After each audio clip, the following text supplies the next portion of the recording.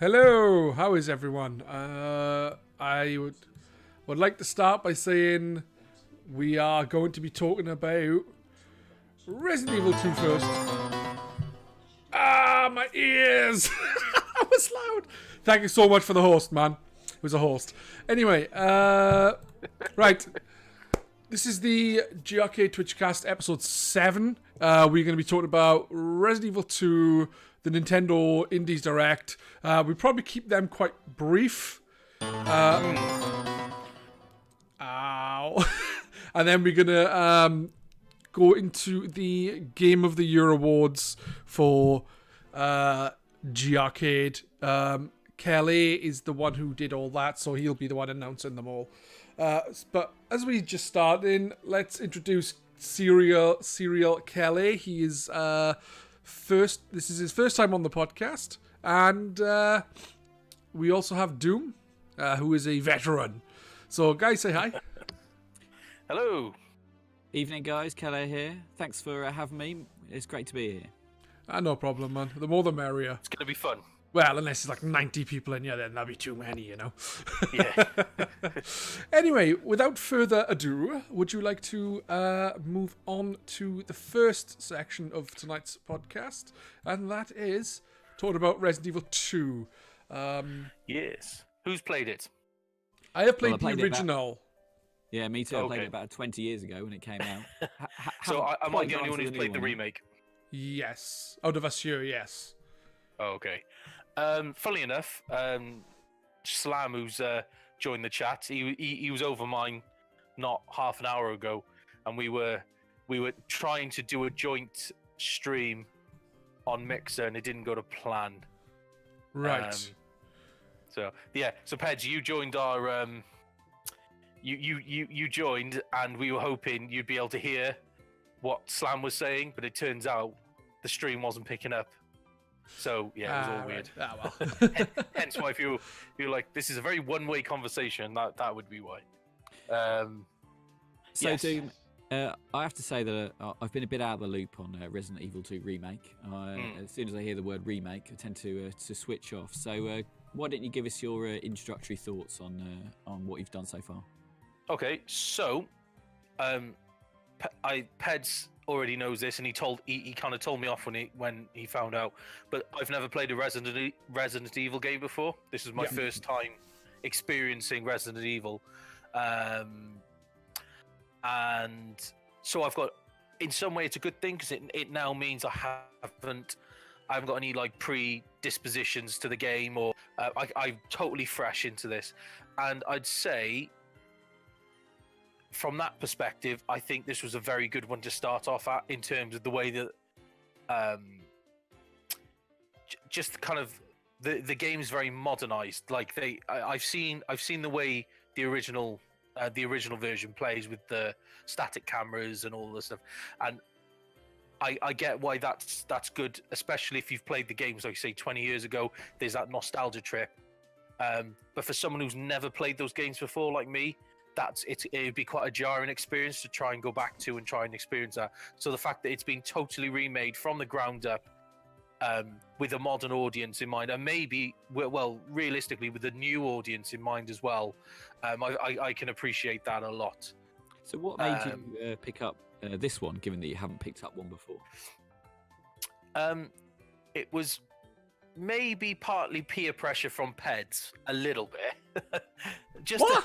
Don't blame me. In a previous episode, I started listing off loads of games I haven't played, and I'm not good with horror games. Anything that even is remotely horror, I find them quite overwhelming. Not necessarily scary, but for me, they're quite overwhelming, and I kind of feel. I'm pretty sure. No. I'm pretty sure last time when we spoke about this, you pretty much said that you shit your knickers when you were playing scary games and you were fine with films. Yeah, I said I was fine with films. I can do scary films, but then if I'm in control of a character, which I am in a game, I've got the option not to do something because I just don't have to do it, and therefore you don't do it. Defeats the object. Yeah, you can't ruin it. So But realistically, yeah, Pedz is right. I probably just shit my pants. So, what's this ranking on the fear scale then in what you've played so far? To be fair, it's more thrilling than scary. I did tell you that Resident Evil wasn't a very scary game. I said it's like I don't know, it's like Harry Potter or something. It's got monsters in it, but it's not fucking scary. Yeah, and that comes with, as a kid, I probably would have been scared of this. Like, for instance, even to this day, they freak me out a little bit. Even now, they freak me out. But you know the Re-Deads in Ocarina of Time? The zombie-like creatures there. Yeah. Even to this day, they freak me out a little bit because of the noise they make, the screech, the scream that they make, and it's quite scary. So I think it's just something that the idea I've had in my head all growing up. So I've seen friends play it, and I'm like, no, I don't want to touch that type thing. So yeah, but you know, the fact that there was a demo for this one, which I played, and I was a bit apprehensive going into the demo, because I was expecting like jump scares left, right, and center, and I was expecting it to be a very stereotypical horror, but actually, it's kind of a puzzle survivor, a puzzle survival game with zombies in. So I almost get the feeling that it may be a bit odd to say, but I almost get the feeling that the zombies aren't the main. The actual zombies aren't the main issue of the game. That's not the main focus of the game. The main focus of the game is surviving the zombies, if you see what I mean, and therefore you haven't got this massive focus on things trying to jump out at you. Okay, there are going to be parts where you go, oh hello, I wasn't expecting a zombie to burst through the door or something. That's fine, but like, it isn't like overwhelming. Like, you know, some of these games that are designed just to jump scare you, they're too overwhelming for me. Yeah, but Resident Evil isn't really like that. It's never have been. I've heard people say like Silent Hill is a lot more scary of a series than Resident Evil, but I never played them, so I couldn't say. But it's like certain games like Zombie U, for the most part, isn't scary, but there's this one section I've said before with the nursery area, which has like a... it's not like a scary atmosphere, but it's like you've got this constant feeling of dread while you're there, if that makes sense. Like this kind of, I don't know, undertone of something is lurking, but it's just so good. I don't get that with anything else. Sorry, man. What's that? The best horror games are like that, aren't they? They are, yeah. Bring to mind Alien Isolation. I mean, I couldn't do that. No. I couldn't. I'm not going to ever attempt a game like that. To me, that would be that's overwhelming, because it's like the point of that game is to make you shit yourself, and it's fine. I can't do it. I can't. So yeah,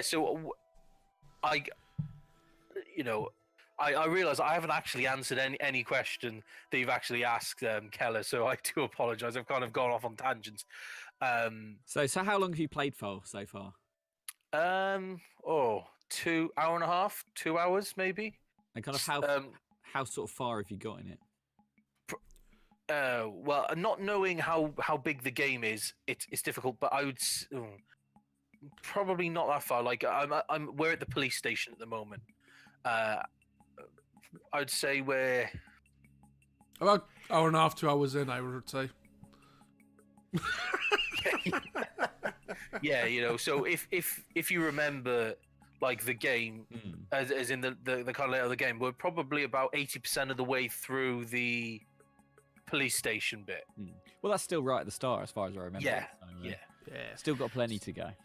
Yes, exactly. Yeah. But it's been a good experience so far. It's been thrilling, and that's the difference. I like thrilling games. That's great, and that's what I've enjoyed. You know, I was like, oh, this is, you know, there's those oh shit moments, but there's not like that. I haven't come across a bit that makes me go, well, I don't want to experience that again. Do you know what I mean? There's just that enough for you to go, oh shit, there's a zombie burst through the door. I wasn't expecting that. That's great. You know, there's that. It seems to balance itself very well. As I said, you can tell this game hasn't been built in that kind of mindset of let's make the zombies the main point, like the main focus of this game. So let's make them the kind of the main problem. That it's kind of more you're busy trying to solve puzzles to get the character you're playing as out of the situation, while also zombies are just in the way. If you see what I mean. Yeah. Which I guess in a real zombie apocalypse, that's kind of how it would be. You know, they're not. You know, you'd be just trying to survive, and the zombies would just be getting in the way, rather than with Alien Isolation, that thing's hunting you down. Do you know what I mean? That thing's coming after you, your prey, rather than survive. You're not surviving. You're just holding out as long as you know. Do you know what I mean? Where it's more. Yeah. So. And presumably that was down to the technical limitations 20 years ago that wouldn't allow them to have, you know, hundreds of zombies walking around. That's why there's puzzles in there, and that's why it's been designed in that way. Yeah, but I think the way they've done is great. It's like you look at Dead Rising, which was meant to be if I remember correctly, that was meant to be a Resident Evil game at one point, and it doesn't work. It's like just a big fuck off action game where you hit things that are like, well, zombies. Yeah. Do you think, Kelly, have you played any of the old Resident Evil games 1, 2, 3, 4? Yeah, I've played all the way up to I got about 25% of the way into 6, but I haven't got any further than that. Would you say that moving from the fixed camera angles to behind the over the shoulder view kind of took you out from the atmosphere of like the scariness of it? Because with the fixed camera angles, you can't see what's around a corner, all of, you know, things like that. Do you think it makes a difference? I think it's just a different type of game, isn't it? I mean, Resident Evil 4 is an absolutely fantastic game, but you know, it's more of an action shooter than it is. I would think of it as a horror game. Certainly, the original had plenty of jump scares in it. To be honest, I've never found them particularly scary. It's like you were talking about, that it's that impending sense of dread. But because in the original ones there were so few zombies actually walking around, that it didn't really ever do it for me, I have to say. No. But great games, really love them. Love playing through all of them. Code Veronica was the only one that I really didn't get on with particularly. I think by then the series was just running out of a bit of steam. But then they managed to revitalise it really well with Resident Evil 4. Yeah, I think the problem is when 4 came out, it was pretty damn great in a lot of ways, and it was kind of revolutionary in a sense in game design, I would say. Yeah, absolutely. I would agree with that. With the 5th game, it kind of just got too far actiony, if you know what I mean. And then the 6th game again, well, you've played, how much do you say, about a quarter of the game, and you haven't finished it? Yeah, probably. What I actually really enjoyed Resident Evil 5. I know it was quite heavily criticised at the time, but yeah, I didn't like it very much. But I quite enjoyed it. I mean, they'd put in a lot of the cooperative stuff, and I didn't play through it with somebody else, but actually I really enjoyed it, and I thought it was quite good. But 6 just it didn't have the narrative for me. I think, you know, there's 3 or 4 different characters, there's 3 or 4 kind of different routes that you take through, and it just didn't really grab me. And I was playing something else, and you know, I put it on the side and never really went back to it. So it's back on the pile of shame now. Yeah, no, that's fair enough. It's just personally for me, I don't know. I just didn't find it that entertaining. I thought it was quite entertaining to play cooperatively. But it was a very different style of game again. It's like there was nothing scary, and the stuff that they'd done in 4 they brought back with a different person with a bag on their head. You know, that kind of thing with a chainsaw. It's like they didn't really kind of iterate on the game very much. They just added another person and said, oh, play the game with another person. That's how it come across as, you know? No, I think that's probably fair enough. That it is basically the same thing that we've had in 4. But you know, I enjoyed 4, and I thought it was so good that I was quite happy for that. Plus, 5's got mercenaries again, like 4 did. You know, absolutely fantastic. So, you know, I could play that forever. I can't remember if 6 have got mercenaries. Don't know. I think that it usually tends to open up once you've completed it, doesn't it? So I haven't got that far on 6, but well, with 6, there's 3 with DLC, 4 campaigns. So I wonder if it's after you do one or after them all. It does have Mercenaries. I haven't played it because I really enjoyed Mercenaries on the on Resi 4, but I didn't really give much time to it with Resi 5. Not because I didn't like doing it. I think it was the simple fact of I played it in co-op with my brother-in-law and rented the game. And then when I was finished with it, I was like, I just want to send it back now. So, chat's not popping up in I the know. stream. I'm trying to work it out. I can't. You just enjoy looking at the black box. I don't know why. Right, anyway, any more to say about Resi 2 before we go on to Nintendo Indies? The one thing I can say about it is it looks fucking amazing in terms of the visual. It's absolutely awesome looking. Like, I see stuff like this I don't get. Like, people would just for the first few weeks of Red Dead Redemption 2 coming out, just people kept on banging on about how good that game looked. And it was pretty, but it wasn't like... It was just like a souped-up version of what we were getting in GTA, and that's kind of all I saw. It was like, oh, it's great. This game looked fucking amazing. Like, I don't say that about games very often, and it does. It looks absolutely awesome. Just, like, as soon as it started, I was just like as soon as like we started our playthrough, which we're doing me and Slam are doing a playthrough on Mixer, which we're gonna keep on going, as time goes on and that. There was a point right at the very beginning. I had to do a double take because I wasn't sure if that was a live action cutscene or if it was CGI or if it was like a CGI. I had to take a double look because I was like, hang on, I processed that as that being an actual person. I had to look again and then realized it was just sheer graphical oomph. Do you know what I mean? I was just like blown away by it, and even the actual and getting into the actual gameplay in that, it's stunning. It's an absolutely stunning game, and that has helped, I think, as well. Is the fact that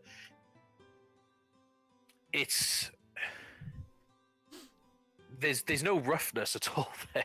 Do you know what I mean? It's which I think it helps to add to the atmosphere as well. Slam mentioned as we were playing, he said that this is significantly darker, as in the actual visual style is significantly darker than the original 2, and it really it does add that something extra to it, definitely, yeah. So like I've always kind of championed graphics and graphical oomph as not something that I would rank highly in how good I think a game is, and so there are very few games that I could say to you really like are made better, or more specifically the quality of the graphics is so good that it's added something to the game. But this is one of those games. Do you know what I mean? It's more. That's not to say the game's hiding behind its great looking graphics. It's more of a compliment towards how good they've made this game look, that it really does add that something extra to it. Does that make sense? Enough. Yeah, I know what you're saying. Yeah. I haven't played the game, so I can't say how good it looks, especially on an Xbox, because is it enhanced? Is it not enhanced? It is. Would it be better on the PC with 4K HDR? Oh, lovely. 4K HDR. Yeah. Well, I'll have to have a look at some point. I will get it. I would have got it, but I was trying to get my brother-in-law to buy it, so I didn't have to. Anything else, guys? Or are you ready to go on to Nindies? No, I think I think we should move on. Yeah, happy to move on. Okay, then let's move to section number 2. I know I'm calling it. Let's move on to the. Wait, I think. Never mind. Right, There you go, Nindies. There were a few games announced. Some of them, I believe, have been shown before. Did any of you watch the Nindies showcase? Yep. Yes. All right, so if you've watched it, you know the very first game they showed, at least that I saw, was, as Cricken says, Wargroove. Wargroove. I really like the look of that. Amazing. It looks like Advance. Yeah, Well, it looks like Advance Wars gameplay wise, but you know it isn't the same like tanks and stuff. There's a full. Yeah, so- it was showing there's a full story campaign. There's local and online multiplayer. There's ability to make your own maps, cutscenes, branching campaigns, and it's coming out on the 1st of February and is cross-play across PC, Switch, and Xbox One, and that includes the created maps. That is going to be amazing. Also, I saw there was an announcement on Twitter, like just a few statistics about the game. It's a 50-hour plus campaign. What? Yeah. What? In fact, it said 50 to 80-hour campaign. Oh, fuck that. So, yeah. That's all the years of missing Advance Wars making up for in one game. Yeah, they've rolled it into one there, Yeah, even though it's not made by the people who do Fire Emblems, whose name I can't forget. I'll just call. I can't remember. Sorry. What are they called? Intelligent Systems make Fire. Is it Intelligent Systems? Yeah, it is. Yeah, Intelligent Systems. They also do Advance Wars, don't they? Yeah. So maybe you guys can explain something to me. So everybody's lauding this as, you know, it's going to be the next Advance Wars, and I watched the thing on the Nindies, and I just thought, well, this looks a lot like Fire Emblem. You know, what's different about it? Why is everybody getting so excited about it? From what I've played between Fire Emblem and Advance Wars is like Fire Emblem, you get a certain set of characters on your map, and so say you got 5 characters and you're gonna take on like 10 enemies, and it's that kind of thing, and you'll play strategically in that way. Whereas in Advance Wars, you like take control of cities, which can boost certain aspects, like I think money you get and things, and then you've got to like build and train troops. So if you think of it, it's like a cross between Fire Emblem and Command and Conquer, I would say. Yeah, so that makes sense. I have to say, I love Fire Emblem. Massive Fire Emblem fan. I really enjoyed what they've put out recently, and everybody seems to be a bit down on Fire Emblem at the moment. You know, maybe it's a bit of overkill. I'm not sure. I think it might be overkill. I think the fact is that people are getting fed up of it because there's so much. Because people want Advance Wars and there isn't an Advance Wars coming. Yeah. There are so many Fire Emblem games coming. The last one, there was like 500 games in the one for one game, even though it was 3. Yeah. I think the new one coming out is called like Dual Fates. Is that going to be 2 games or just one? Who knows? And then you've got like Smash, which is like 50% Fire Emblem characters. I have to say, I think that's where the backlash has come from. People are up against it just because there's loads of Fire Emblem characters in Smash Brothers. Yeah, like Cheeky Devlin on the forum. He happy birthday, by the way. He is not a fan of Fire Emblem anyway. So every time it's like Intelligent Systems name pops up and then it shows Fire Emblem, he gets really disappointed because he wants an Advance Wars. But yeah, as Cricken says, Fire Emblem has RPG elements as well, so you actually train your characters and level your characters as well, whereas obviously in Advance Wars you don't, you just build troops and then like you were like a commander of the army kind of thing. So what we can basically surmise is that Advance Wars is essentially for sociopaths who don't mind killing all these people that they're growing, whereas Fire Emblem you grow the emotional attachment to the characters. Yeah, basically, yeah. A game that's I'd say a good blend between the two is Into the Breach. That's kind of got Advance Wars and Fire Emblem properties. It's it's a very good game, but again, that is more about building up your pilots for your mechs, of which you have 3 of them. And once they die, it's permadeath type thing. But the general, like, if to look at the game, you'd go, "Oh, that's Advance Wars inspired," but to play the game, it's it's got that kind of Fire Emblem vibe about it, if you know what I mean. It does try and do that thing. Obviously, the unique thing about that is when you fail, once you fail, they essentially do like a time hop back to the last successful point of the game. So, but you can only take one pilot back with you. So like you could fail like multiple times over and over again, but just keep building up that one pilot and keep choosing them to make the jump back. But then as you do it, they're getting stronger and stronger and stronger. So obviously you don't want that one to die, because you may have done like 20 odd jumps with this particular pilot. You've built them up. They've got loads of upgrades on their mechs. They got this and that, and obviously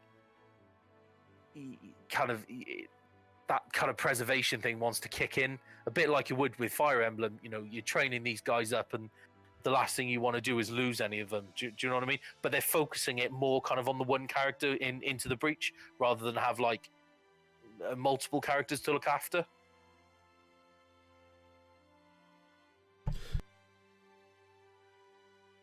Sorry, my mic was muted then. I was trying to work out what the fuck was going on with the stream. It seems like Streamlabs is having a problem, which is why the chat is disappearing, and I had a big dead looking face on the stream for notifications.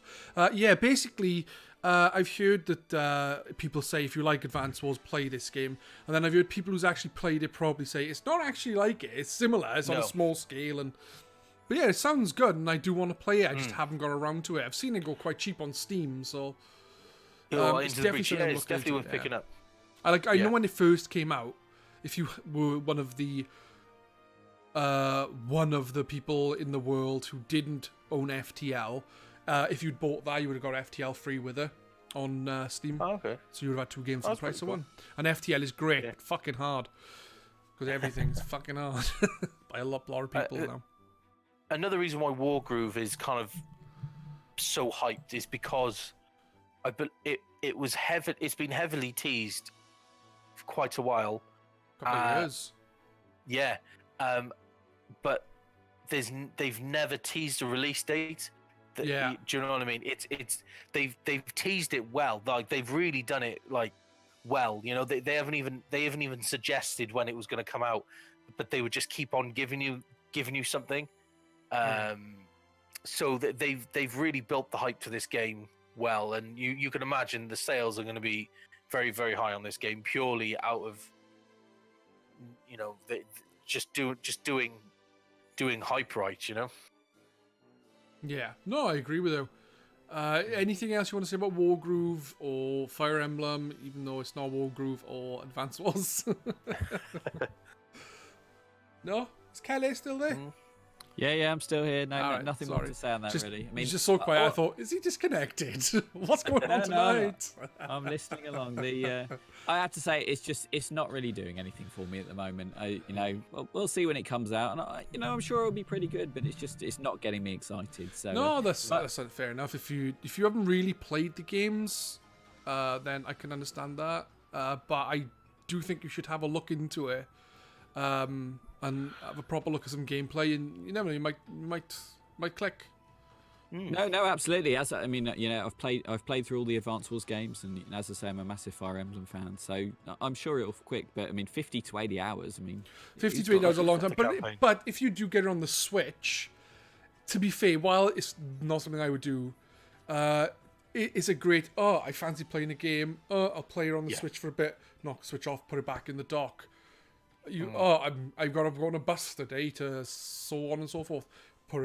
Take your Switch with you, play for a little bit, and it seems like that perfect pick up and play game. Just do 1 or 2 levels, and then you can do that for 80 hours every day. Every day play an hour, kind of like Animal Crossing for 365 days a year. or that lady who played it for 4 years. Did you see that story? Yeah, I did not. 300 and no. She's played Animal Crossing. New Leaf on the 3DS every day. 3,000 plus hours. Yeah, for the past 4 years. She's a pensioner. I think she's in her 80s, and her 3DS broke, so they bought her a new one. And that's Christmas, I think. Yeah. At least someone's decent. 3,500 hours on New Leaf or something like that.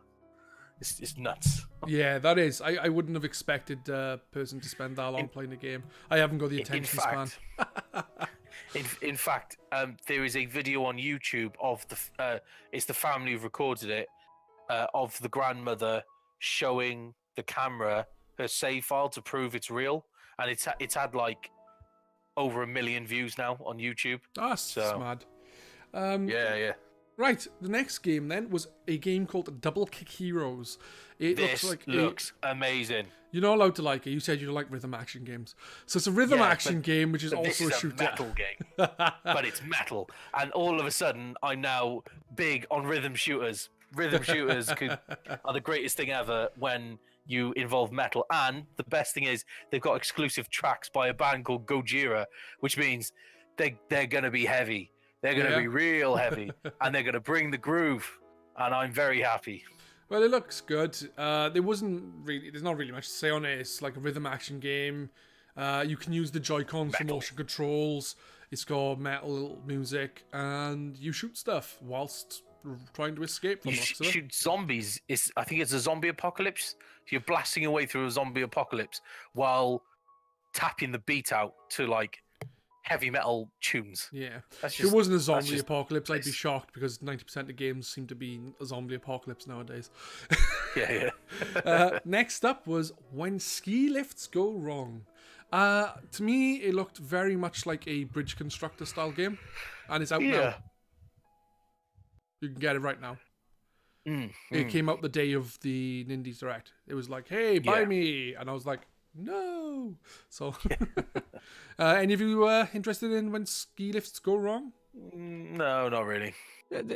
This was one of the ones that actually I thought, that could be quite interesting. But I have to say, I'll probably never get it. So that'll be one of those games that I'll get it when it's heavily reduced on the eShop. You know, it'd be one of those ones that you're flicking through, and it's like one of those freak sales where it's like 70% off or something. Then I'll probably pick it up just for the hell of it. Then. Yeah, it's published by Curve Digital, and they usually have very heavy discounts on some of their games. And it looked interesting, not particularly amazing, but it was a bit different. And to be honest, that's what I'm looking for in a lot of games nowadays. Something that's just a bit different. There's so much out there that's just completely the same that it did look a bit unique. So we'll see. If you look at Bridge Constructor and the like, it seems quite similar to that, but not quite the same either. No. Forager was up next, and I thought, is it like a Stardew Valley kind of game with a bit more variation to it?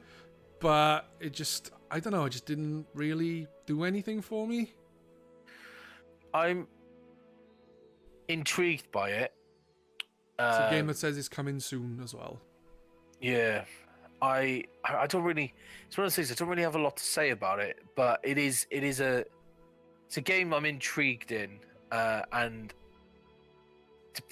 depending how much it'll be on release will depend whether or not I get it on release or close to the release, or wait for it to be reduced. I would have thought. Yeah, the problem is if you're buying a game like, because it's essentially like it's got the Stardew Valley kind of vibe going on, but obviously it's kind of doing its own spin on it, I guess. But obviously more focused towards murder, that kind of murder, like that kind of more dungeon crawly type murder type.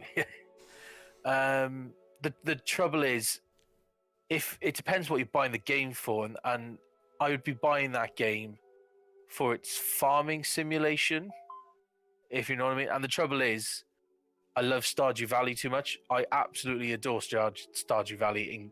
And all you got to do is look at some of these previous episodes, and you'll quickly realize that I love Stardew Valley. Yeah. And as good as Forager may be, the trouble is, if I'll be judging it on its farming ability, and I just don't think Stardew Valley will be beaten. The only way it's going to be beaten is when Concerned Ape makes another, like Stardew Valley 2 or something. That's the only way it's going to be beaten, for me personally. Anyway, Yeah. So well, you never know. They might make a new Harvest Moon, which takes, expands on the ideas that they kind of did and takes over Stardew in that respect. You can't be dismissing other things just because you've got a hard-on for Stardew Valley.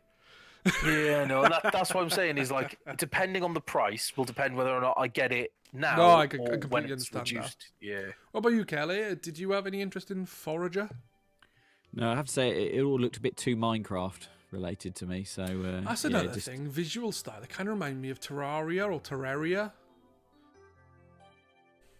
Did you ever played that game or seen that game? I've only seen it through my kids playing it. I couldn't give two shits about it. No, none of this stuff is kind of on my radar. Next game. I've seen people play it online together as a group, and it looked fun. I played it myself, and it wasn't very fun because I played it on my own. And that game was Goat Simulator. Yeah. I got nothing to say other than I don't care. Have you played any of the expansion packs to it, like the RPG expansion? And I think I've had a little. I think I've had a little go of a space one, but yeah. It's just it's stupid and absolutely ridiculous, and that's why that's why I love it. You know, I mean, it's not like top 5 games by no means, but like I love it. It's stupid. I jump on it for 10 minutes. Really, really boring. I got nothing else to say other than it's really boring. I remember watching some people play it online, and and I was laughing at the video. It was genuinely funny, and then I got the game myself, and I was bored shitless. And I've tried giving it a few goes. I just don't get it. I don't. Yeah. Kelly, what are your thoughts on Goat Simulator? Yeah, no, just seems utterly pointless to me. I mean, wasn't it designed as a joke, and it came out as a joke game, but then it went a bit viral, and that's why it kind of picked up in popularity. So it's just And I also think, you know, it's been out everywhere else. Surely everybody who's interested has bought it already. You know, do we really need it to come to Switch? I mean, well, some people might want it to play on the go. As well. £26 online on £26 on the eShop. That's a lot of money for a game that, I mean, I got it for free with Games with Gold. Do you know what I mean? Like ages ago. Yeah, I think I've got it cheap myself. I may have even got it in like a humble bundle or some kind of bundle because so many bundles. So yeah, Bugger Goat Simulator. What about Inmost? I can't even remember what it's like. I just wrote, looks alright, coming out at some point this year. That's all I wrote down for it. Yeah, it was a game. I remember it being a game. I think it was a game. It might have been a TV show. Yeah, I'm trying to think now as well. Inmost. It's the 2D horror game. Oh yeah, kind of remind me of Limbo, but more pixel arty. Yeah, maybe. I didn't really care for like Inside, or I haven't played Inside. Sorry, I didn't care for Limbo, and I've not that much inclination to play Inside. So it kind of reminds me of the first one I said, Limbo, but I might give it a go if I get it for really cheap, like the other 2 games I mentioned. Yeah. You guys, you interested in most? Not really, no. Look quite nice, but it's the sort of thing I'd wait for to see what our fellow GRcade members think of it before picking it up. That's fair enough. Unruly Heroes. It is a solo or 4-player co-op game, and that's all I remember. I also thought visually, you may disagree with this, but there was something about the visuals that reminded me of like Rayman Origins and Legends. I think it was like the weird, like flat-looking characters on the. Yeah, that shouldn't actually be a surprise because Unruly Heroes is actually developed by the same people who developed Rayman Legends and Rayman Origins. Oh, that would explain it then. But yeah, it looked alright. It looked pretty cool, like. Yeah, out of quite an underwhelming indie showcase, this was the thing that actually really stood out for me, and it was the art style that made it stand out for me. I think it looked really nice. But then, you know, I think back to 25 years ago when the SNES was all the rage, and I remember looking through magazines and thinking, seeing plenty of platformers that looked really nice, but then didn't really amount to much. So, like what? Name me one game. Don't name me one game. I might get sad if I like it. I'll have to come back to you on that one. But I definitely remember. Maybe something like Joe and Matt Caveman Ninja.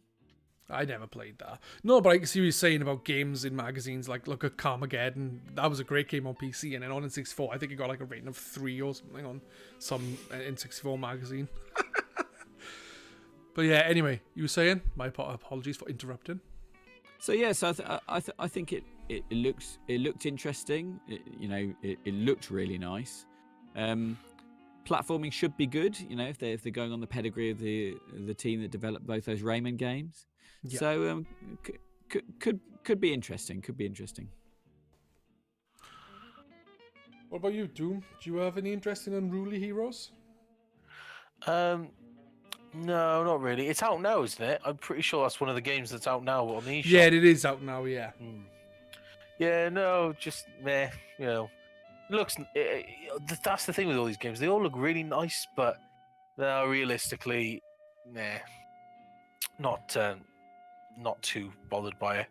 I think one of the problems is, it's a great problem for us to have as gamers, is that there are so many games out at the moment. Where do you choose between, like we talked about, Inmost? It looks very similar to other games that are already out at the moment. So what's going to make it stand out? What's going to make it different? I suppose, even though it doesn't look like much in terms of like it could have a story, but it could have something really cool, like a nice little story that ends really well. Like I think people say that about Inside. The ending part is supposed to be really, really good, but I wouldn't know. And same with Celeste, it just looks like another visual. It looks kind of like Super Meat Boy with a pixel art style, but then from what I've heard, it actually touches on some serious subjects in a really well done way. So that is something that could potentially change your mind into purchasing it. Yeah, well, certainly the way that people have raved about Celeste, I'm certainly gonna look at picking that up. So, to be honest, it's word of mouth recommendation for me. That's why I got it. I got it on Steam, but. So after that was a game called, I was going to say Code Geass, but that's a fucking anime. Crosscode. Sorry, guys. What's the matter with me today? Crosscode. I thought, apart from the end where you see a couple of flying hedgehogs or something, and they'll be like, how am I supposed to punch that? I didn't really get the game, because from what I remember, all I can remember of seeing it was just explosions everywhere with numbers popping up, and that's literally all I remember from the trailer. Explosions and numbers. Well, until you just mentioned it, to be honest, I'd totally forgotten about it. But it comes back to me.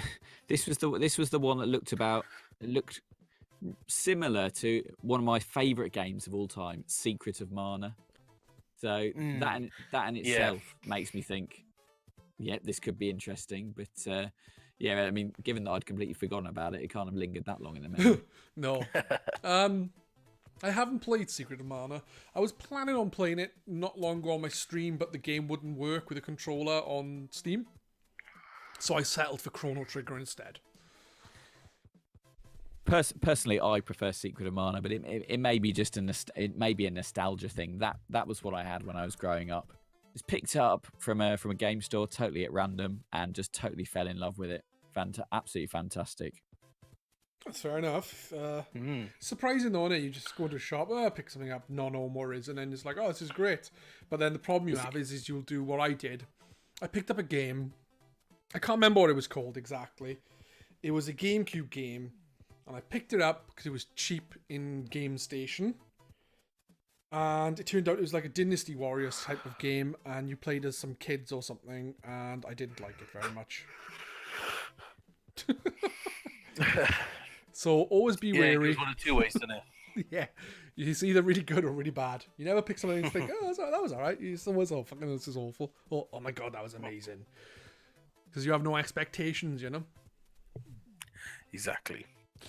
Last game was SteamWorld Quest. This looked quite good. I will say it looked pretty good. SteamWorld Dig and SteamWorld Dig 2 for me were really good games. I loved SteamWorld Dig. I loved SteamWorld Dig 2, but I just couldn't get into SteamWorld Heist. So my fear, for want of a better word, is I'm going to play SteamWorld Quest and think, it's like SteamWorld Heist in that I just don't click with the game. Not that it plays anything like it. Because it's like a RPG with card system, kind of like a Super Saiyan game from the SNES back in, well, the Super Famicom, and I don't know, maybe Batten Kaitos or Kaito or whatever the fuck it's called. Yeah. Is it that kind and of it's game? like you build your deck that you got to use for battle, and like there's loads of different combinations, and you kind of build the deck to how you like to play, and so it's very much got that trading card, kind of that Yu-Gi-Oh card type vibe to it, which appeals to me big time, because growing up I played Magic the Gathering and Yu-Gi-Oh a lot, and obviously Pokemon cards. So and the thing is though, I got my hobbies, well, they don't get spread too thin, but my hobbies have changed, and I tend to invest a lot of money into gaming and retro stuff, especially. Getting back into a trading card game is just it's an absolute money pit, Yeah. But games like this allow you to kind of indulge that kind of that side. You can indulge yourself without blowing a load of cash on booster packs and all that kind of stuff, and not getting anything decent out of a booster pack, and then buying another one and then another one. Do you know what I mean? So No, I know what you're saying. I know exactly what you're saying. Yeah. What So about, yeah, your very thoughts, appealing to Charlie? me. No, I have to say, as soon as I saw card-based battling, my heart sank. And, I think it's actually more the thought of card-based battling than the actual practicality of it, because there was card battling in Paper Mario Color Splash, and I thought that was okay. It's probably a bit simplified, but I think it's just the idea of it just makes you think, oh, card-based battling, really? So yeah, it wasn't really doing anything for me. I've got Dig 2 and Heist. I only just really scratched the surface of Dig. So it's got a good reputation, and it looked very slick. Story looked like it could be interesting. So certainly one to watch. But yeah, card-based battling, probably not for me. See, I remember playing a game on something before with which was Dragon Ball Z related. Like I said, it was some Super Saiyan game, and that was card based. But I didn't have a clue what any of the cards actually meant, so I was just picking them and trying to work it all out myself. It was good fun, but it was awkward. And I spent a lot of time just flying around the map because you could. Anyway, would you like to move on? Before we actually move on, what are your thoughts on Retro and Metroid Prime 4?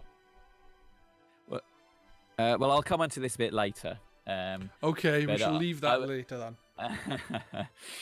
Right. What was you going to say, man?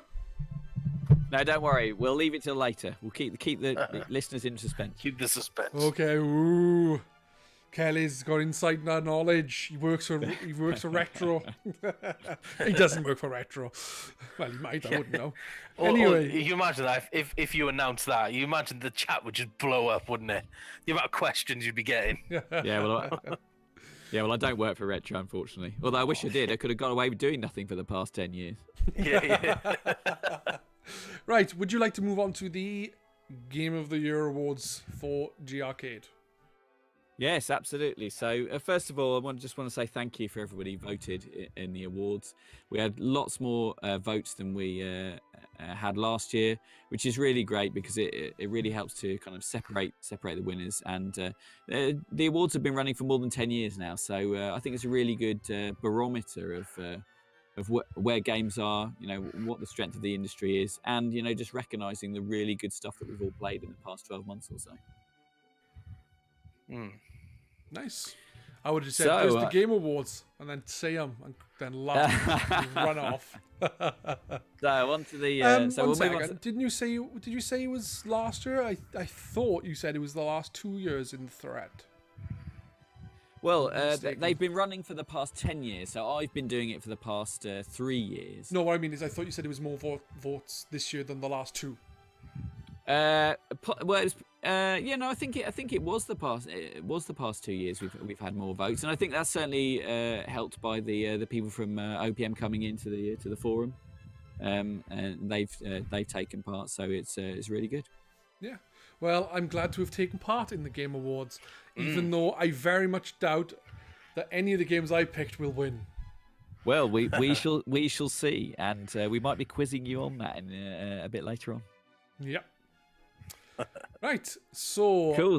Without further ado, So I'm going to hand it over to Kelly, and he can start with whichever award he wants. I would start with the actual Game of the Year award. Oh no! We'll leave that. Last. We'll leave that one to the end. Yeah.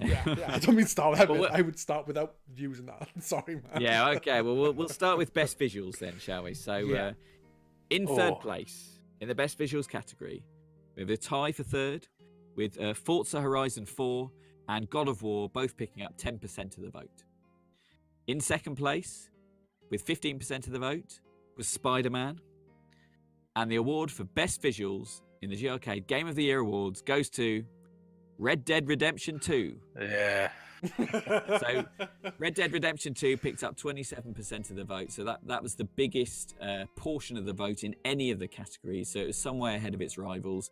So all those extra hours that those guys at Rockstar slaved away on that overtime, making those horse testicles look as realistic as possible, has really paid off for them.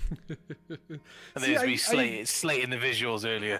See, I've not played it, but where you're saying that Resident Evil 2, to you at least, and probably a lot of other people, has better visuals than the game. Do people take into consideration the best visuals and the type of gamer is? Because with Resident Evil 2, you've got a lot more enclosed spaces, whereas in Red Dead Redemption 2, you've got, like, what I've seen, a nice looking game, but there's a lot more on display, so they have to, like, get the balance right, if you know what I mean. Yeah, I know what you mean, yeah. I'd still argue that I think I voted for Forza Horizon 4 being best visuals. I'd still argue that it's a similar scope in terms of size to Red Dead in terms of what they're presenting. They're not. It's very open, very scenic. And I'd still defend my choice and say that I still think Forza Horizon 4 does that better than but it's a personal preference, isn't it? I think that what Playground is not Playground Games. Is it Playground Games? Playground does Forza, yeah. I think what they need to do next year for the year after for Forza Horizon 5 is put horse testicles on the back of each car. Yeah, they'll then win Game of the Year for everything, probably. Yeah. I have to say I was surprised at how much Red Dead won by in terms of the proportion of the vote, because as you've said, that I don't think nowadays there is much to choose from in terms of visuals. No, in terms of what presenting. I mean, all these games look fantastic. Yeah, I can't remember where I voted for. I think it was Dragon Ball FighterZ, because I just thought it's stunning looking.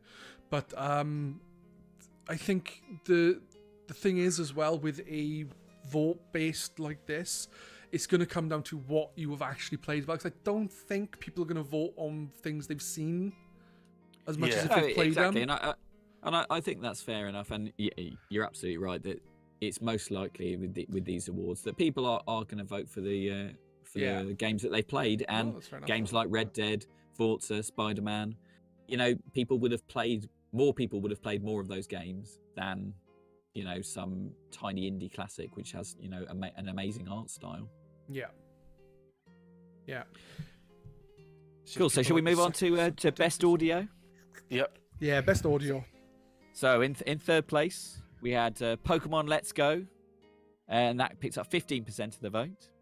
Good game. In second place, Tetris Effect with 17% of the vote. I am actually surprised. I know I'm interrupting you, but I am surprised at Tetris Effect because I wouldn't have thought many people would have played it. Because I thought, I don't know, I just didn't think many people play it, especially because it's a VR game, not just VR, but because of the VR, I thought people wouldn't have bothered playing it until they had VR. Do you know what I mean? And no, I would totally agree with that, and I think that's an indication of clearly how strongly people felt about it having the best visuals, and maybe had more people played it, that would have pushed it up to the best audio, I should have said. Yeah. That would have pushed it up to the top of the list, but it didn't make it to number one, because in first place for best audio was Red Dead Redemption 2 again with 19% of the vote. That's because you could hear the balls slapping the horse's legs. I haven't heard any of the music. I think I said, basically, I'm not going to repeat myself when it comes to Red Dead Redemption 2 and Rockstar games in general, but I said back when the other game awards were announced by the other people we don't really care about, that people seem to really like fucking sucking Rockstar's cock. Yeah. It's just like, they make, like I've said before, they make good games, but they're very long-winded for me. They outstay their welcome. I think if they focused on a smaller game, I think they would, for me personally, do a lot better than they do, because they get boring after about 3 hours. That has nothing to do with audio, by the way, because I wouldn't know. You know, I think the thing about Red Dead Redemption 2, it combines all the different elements of audio. It's got a great soundtrack, really good voice acting, good sound effects, and it brings them all together in a package. So, it is what it is. Yeah, well, if people voted, people voted. Well, Pokemon exactly. Let's Go is great. I am genuinely surprised that I can't remember where I voted myself. I think I might have voted for Castlevania or maybe Smash Yeah, Bros. I think you did. I may have changed it from Castlevania, but I am surprised that Smash Brothers wasn't on there, because it's got so much music, so many remixes. It's just got so much. I have to say that's where my vote went, because to bring together those, is it 150 tracks? Something ridiculous. Smash Brothers or Red Dead? And Smash Brothers. Smash I think Brothers. it's 700 odd. Yeah, so I mean, it's an insane crazy amount, number. and to do all the remixes, to have all this audio that's they've dredged up from the archives, and to remaster it, a really good thing. But it didn't get anywhere. I should say in this category, a quick shout out to Orange Raccoon from GRcade, that Celeste. I know he was really keen for it to do well, and this was the category where it did best in. It actually came fourth. It only just missed out on getting in the top 3. Oh, there we are then. I've heard Celeste has got some good music on it. Same with Octopath Traveler. But again, I haven't played them, so I can't judge. So we'll kick on with best multiplayer then. So we had a 3-way tie for third place for this one. Way, 3-way. With Fortnite, Monster Hunter World, and Pro Evolution Soccer 2019. Jawa. Really? In second place was Overcooked 2 Best. with 10% of the vote. And in first place was Super Smash Bros. Ultimate with 21% of the vote. Now, I know both Pedz and I voted for Overcooked 2 in this category. Yeah, right. Overcooked 2, I've played through with the missus, got 4 stars on all but 2 of the levels. It is awesome. It is a game where you can get frustrated and keep playing, because it is so much fun to continue playing.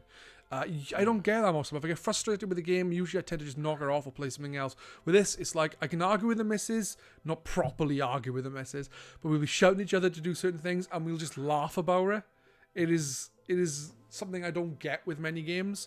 While I enjoyed playing Smash Bros. Online, half the time it's fucking laggy.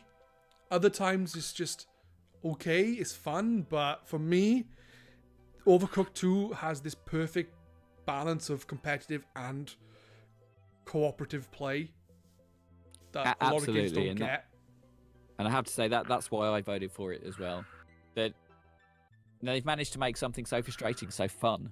Is the thing I find about it. That I think there's two things that kind of I'd pick out of the votes in this category. The first one was that actually how many of the voters that we had actually didn't put down a multiplayer game, saying that they didn't play multiplayer games either anymore or just at the moment because there's nothing out there that really appeals to them. And I would agree with you on Smash Brothers too that the multiplayer for me is just it's not adding anything new. It's not adding anything different from the Wii U version of Smash Brothers.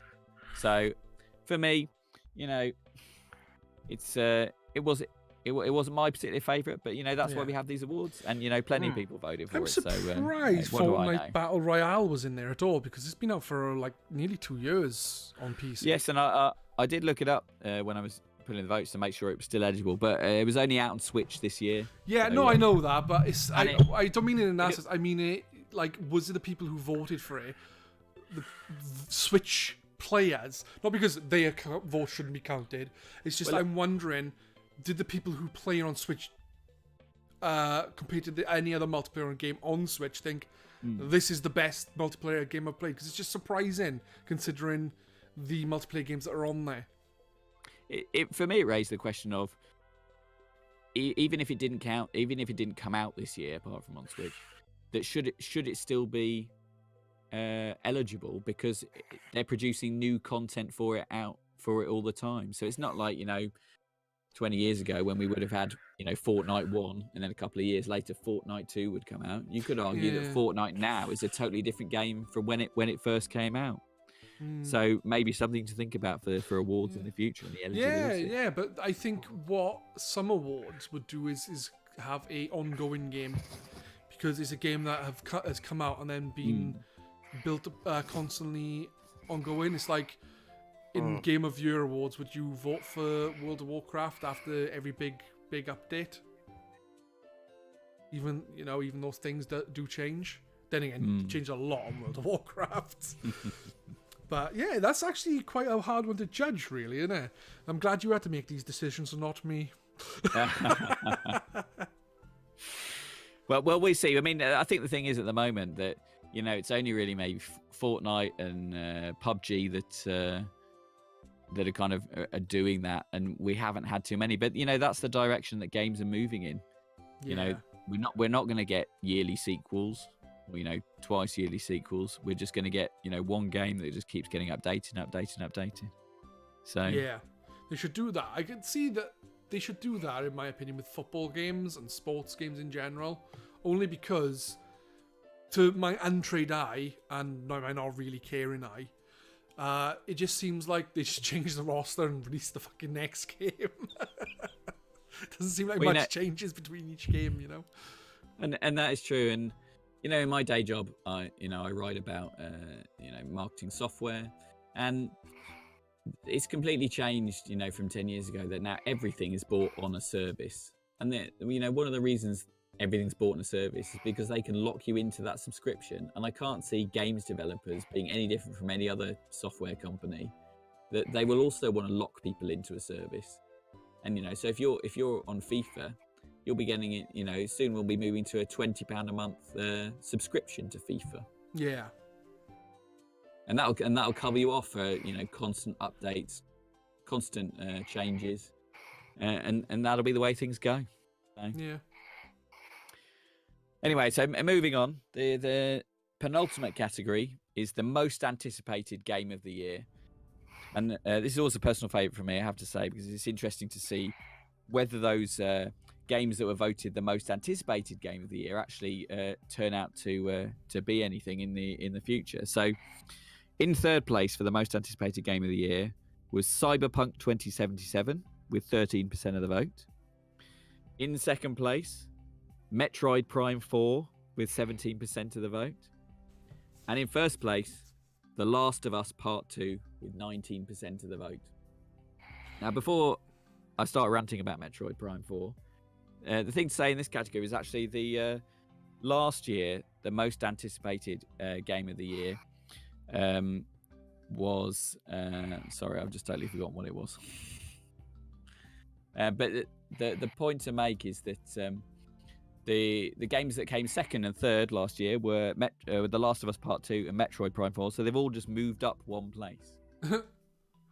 Now, before this afternoon's announcement, I was all ready to come on this evening and start ranting about Metroid Prime 4, about how it can be people's most anticipated game when all we've seen is a logo for the past 2 years. I mean, we don't know anything about it. We don't know what it was going to be like, what it was going to be done. So I was going to ask you, Pedz, about that, but then we get this unprecedented announcement today that basically it's been completely scrapped because it was terrible. Yeah. And they're sending it back to Retro to basically restart work on it. Yeah, I think the reason why, to start with, I know you know really on about the retro stuff mainly now, but I think with the name Metroid Prime, the 3 games, while they have been various quality in that they haven't been as equally as good as each other, they have all been of high quality, and you then think Metroid Prime 4, so many people want a new Metroid game, and especially in the Metroid Prime series. I think that in itself will get people's hopes up because, as I said, Metroid is a genuinely fantastic series. Metroid Prime 1, 2, 3 are fantastic games, and I think that would be the reason. That's why I voted for it myself, because I damn well want Metroid Prime 4. My question is if it was announced before the voting was done that Retro had taken over and started from scratch, would it have a higher or lower or be exactly the same anticipation rating, if you know what I mean? Would more people be hyped for it knowing Retro are at the helm?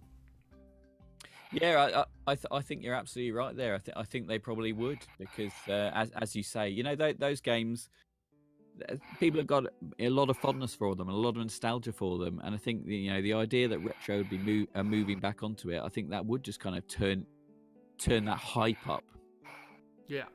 See, the thing is Retro, we don't know what they've been doing for the longest of time, but when you think about the games they've done since Metroid Prime, then 1, 2, 3, they've done Donkey Kong Returns and Tropical Freeze, and all of them have set a bar high for quality games, like just good gameplay. If more than anything else, the gameplay has been solid.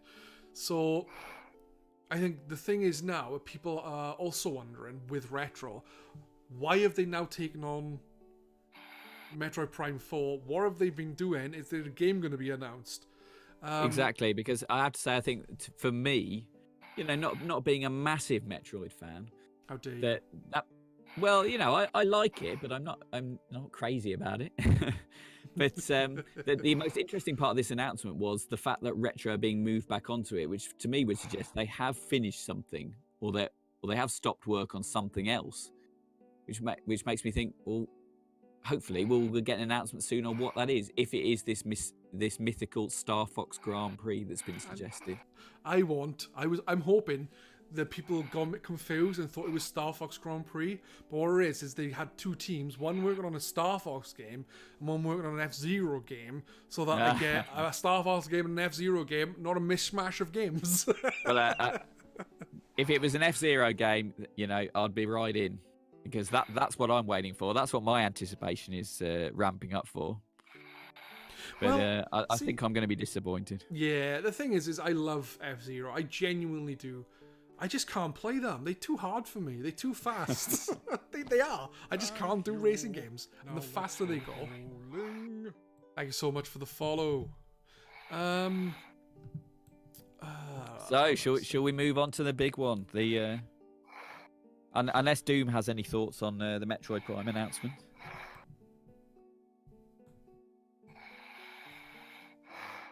Is Doom falling asleep? I think quite possibly. Doom?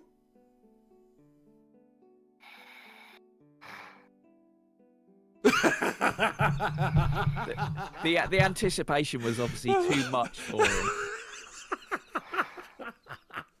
Brilliant. Oh, anyway, well, let's move on and let's reveal the game of the year, and we won't keep him too long, and he can just carry on with his nap.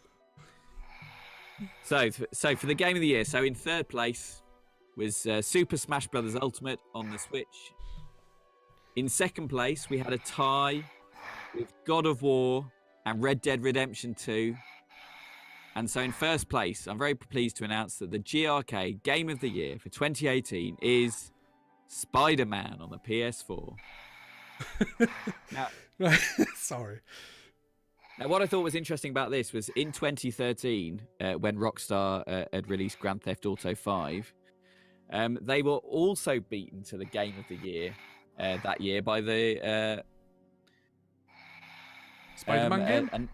No, it was another PS4 exclusive, The Last of Us. So this year again, they've been beaten to the Game of the Year award by a PS4 exclusive. So That's surprising, actually.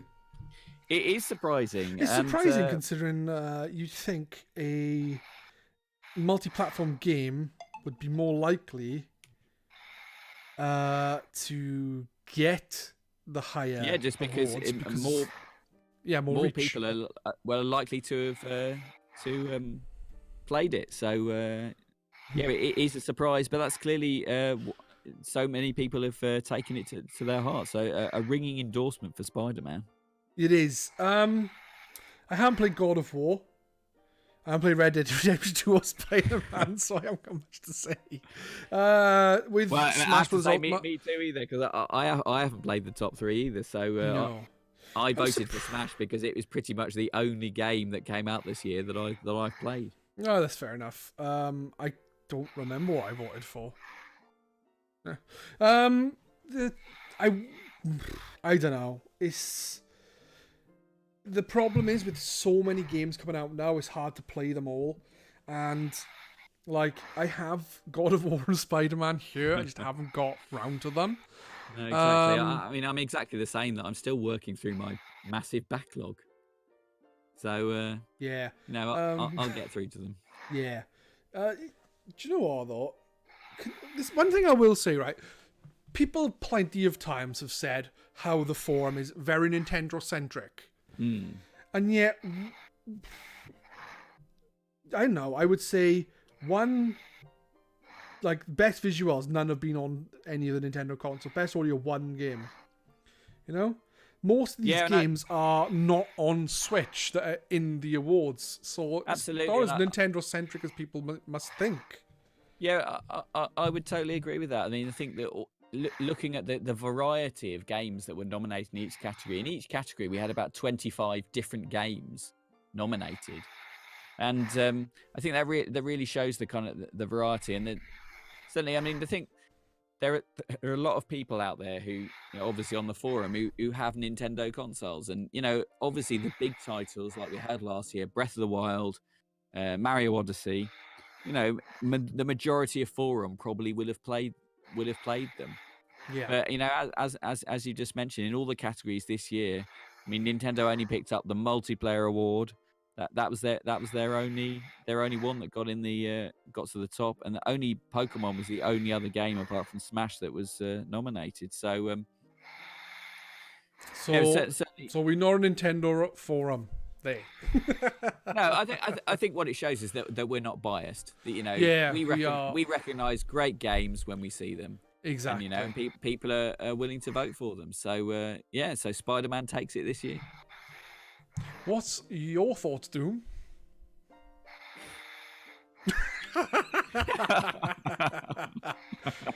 Doom.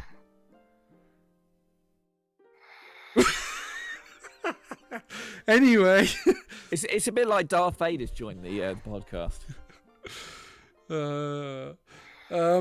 See, the thing is,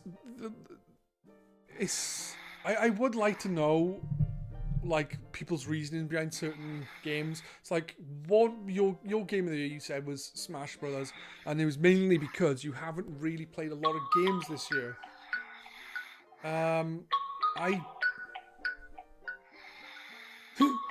I think Doom's friend might be phoning him. Yeah, probably. It's like, I don't remember exactly what game I voted for in the Game of the Year awards. But I'm pretty sure it wasn't Smash Brothers. I voted for Mega Man 11 because, for those who don't know, Mega Man 11 is the best game of 2018.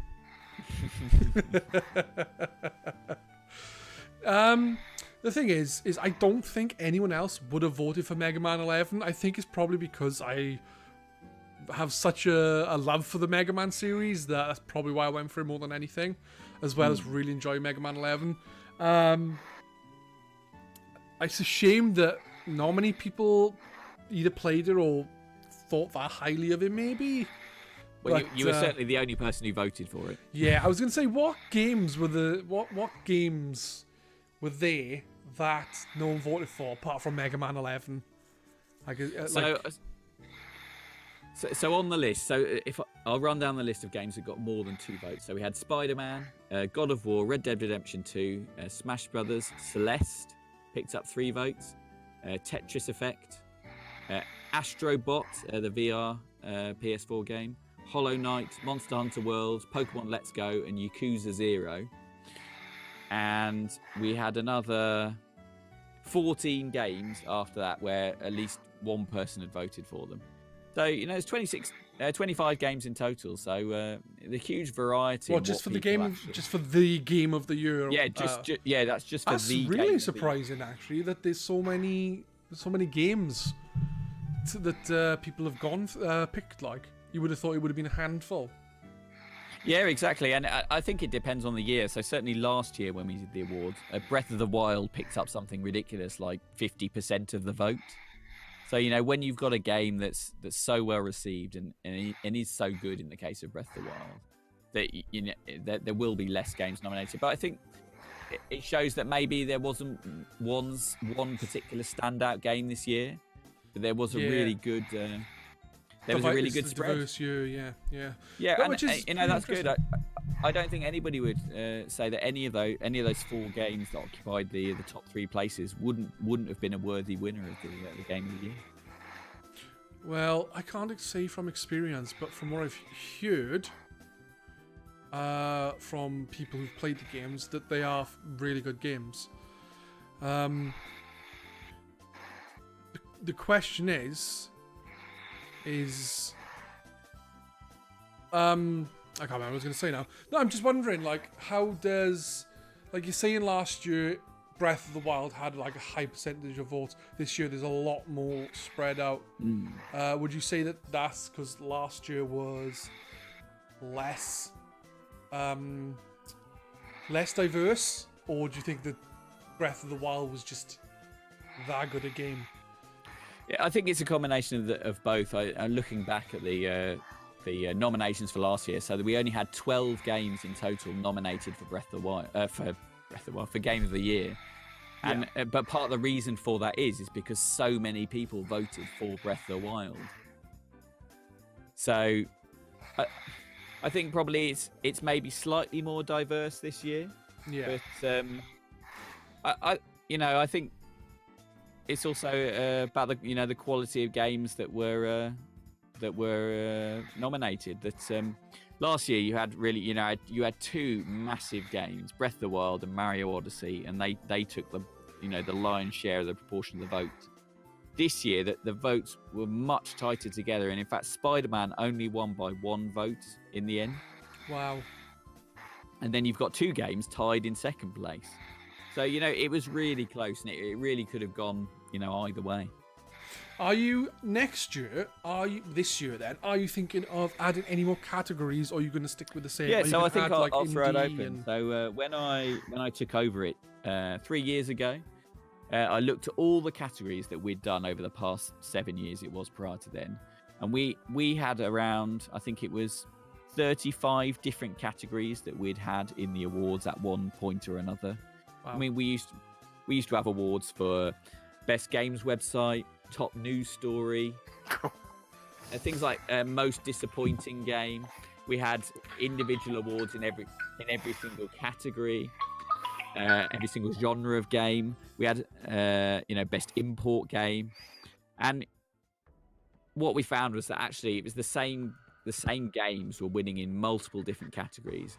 It it's a bit like the reason I got rid of the best developer and best publisher category is that the previous 4 awards prior to that, the best developer and the best publisher had always been won by the publisher and developer of the game of the year. So what I'll do this year is I'll throw the categories open out to everybody, and we'll have some suggestions for some new categories and see if we can get them in. But I quite like the tight nature of our categories, because I think it means people don't have to think of 20 different games. No, I completely agree. You don't want to oversaturate the thing. Like, you don't want to have too many things, because a lot of people, when they see too much, they're just like, I can't be arsed with this. I'll just do the game of the year and that's it. But is there any categories that you personally would like to see there? I think we're pretty on where we are at the moment. I mean, somebody suggested maybe a best VR game category for this year, and I think the best of Tetris Effect and Astrobot was also very highly regarded as well. I think people felt that maybe VR was coming into its own a bit, but maybe next year we won't see any decent VR games. Yeah, so no, I can understand that. It's really difficult to judge, isn't it? All right, Doom, you awake now? Yeah. Do you want Kelly to run you down on what the game of the year top 3 was? Yes, please. Yeah. Okay, so in third place was Smash Brothers. We had a tie. Right, okay. We had a tie for second place with God of War and Red Dead Redemption 2. Oh, okay. And in first place was Spider-Man. Oh, okay. That's good to hear. Nice to hear that something else.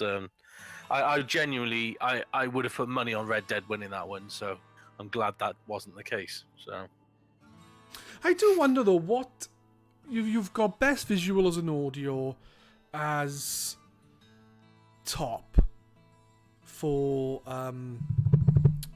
Red Dead Redemption 2. Yeah. So what are people's criteria of best game? Is it just best gameplay? Simple as that. Best gameplay, best story, best narrative. Exactly. No, that's what I'm saying. But the people who are voting, I wonder what they like do it, because they've obviously given the best audio and visuals to Red Dead Redemption 2. So what is it that made Spider-Man stand out over those 2 categories? Especially when Spider-Man didn't even rank on the other 2. Well, I have to say, when I'm thinking about my game of the year, I judge it on the game I enjoyed the most and the game I had most fun with. So I think it's perfectly possible that while Red Dead Redemption 2 is a phenomenal technical achievement, maybe people just didn't have that much fun with it. I mean, I think certainly the talk when it came out was about how clunky the controls were, and that I think as you've alluded to already, that people think, after 3 hours, it's a bit samey, it's a bit, like the other Rockstar games. Yeah, and that's my personal opinion. I don't know about other people. And in fact, in Red Dead Redemption 2, there was quite a lot of talk when it came out about how slow it is to get going.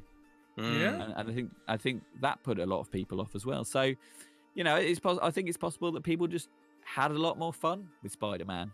Do you think any would have voted against it for its controversial things like, we made people work 100-hour week, and I like beating up a feminist woman? Do you think that would have had an effect on people from GRcade, like certain people who really wouldn't, certain people who are left-leaning, who would maybe take that into consideration? Possibly, but I don't think. Look at I everything. don't think there would. I don't think there would have been enough of them basically to affect the results. I'm just wondering. Do you think there's any right-wing people who voted for it because they like kicking women into crocodiles? Well, equally, I think there's even fewer of them on GRcade to affect the vote. But, I just wanted to put it the other way. That's all. Yeah. But no, I think you make a good point, and that can be maybe a subject of another podcast. That where do you separate art and the artist? Yeah, that's definitely something that should be talked about. I think a lot of people feel quite uncomfortable about, and it's not just the allegations that we've seen at Rockstar. It's a problem across the whole industry. But ultimately, people still really enjoy the games. I'm looking forward to buying Red Dead Redemption 2 at some point. And I might feel a bit uncomfortable about how it's created, but it's not going to stop me buying the game. That might make me a terrible person, but that's just the way it is. No. Well, the thing is, though, that kind of, for good or for worse, that's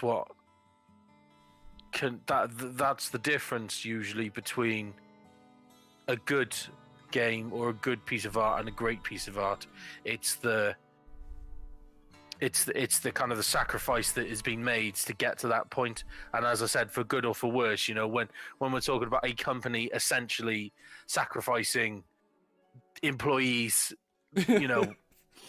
time, Not mental literally, health. we're saying that they're not literally sacrificing their employees.